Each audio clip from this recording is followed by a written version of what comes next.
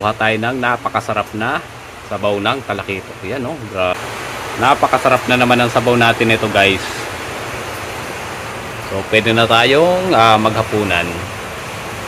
So ayan, mga idol, so magandang gabi. So andito na naman tayo sa kusina at napakalamig ngayon habang magluluto tayo umuulan. Napakalakas ng ulan sa labas, guys. Yan, magluluto lang tayo ng napakasarap na sinabawang talakitok, guys. Ayan, at ito yung ating mga pangunahin panangkap: kamatis, bawang, sibuyas at talbos. Ayan. Siyempre, walang iba kundi ang ating kalamansi na pang-paasim sa ating niluluto. So, nagpakulo na tayo ng tubig dito. Hindi pa kumukulo. Pwede nating ilagay ang ating kamatis. Yan, sabay-sabayin na natin. Bawang at sibuyas. Yan. Then, antayin lang natin kumulo at maluto yung ating panangkap. Takpan muna natin. So yan mga idol, pag naluto na yung ating panangkap, pwede nating ilagay itong ating isda, guys, na talakitok. Ayan, no? Grabe, oh. Ooh. Yan. Siyempre, lalagyan natin ng konting asin. At antayin lang natin maluto at titimplahan natin ng konting pampalasa, guys. Yan.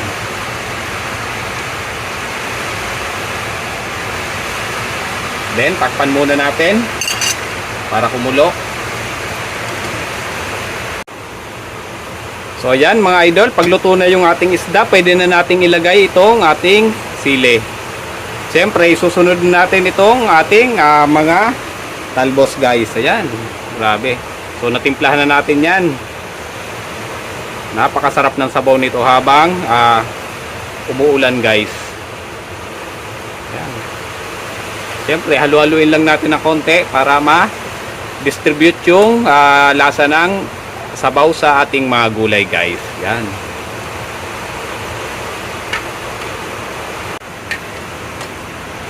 At ang panghuli, etong kalamansi, guys. Pwede nating ilagay dito. Yan, para may konting asim yung ating kalamansi sabaw, guys.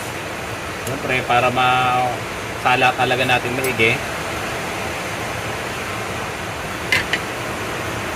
So ayan mga idol, so luto na yung ating sinabawang talakitok. Pwede nating patayin yung ating kalan para hindi ma-overcook yung ating gulay, guys. Ayan, no? Grabe. Napakasarap na naman ang sabaw natin ito, guys. So pwede na tayong maghapunan. So ayan mga idol, tayo maghahapunan na. Kuha tayo ng napakasarap na sabaw ng talakitok. Yan, oh, grabe, guys, oh. Talagang siyempre hindi mawawala talaga sa ating ulam yung may konting anghang ng siling haba. Yan, oh. Grabe, napakasarap nito. Napakaraming gulay, guys. Yan, oh. Yan, oh.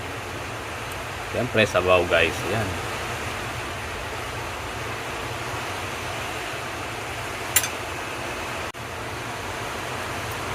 Yan. At pwede na tayong kumain sa ating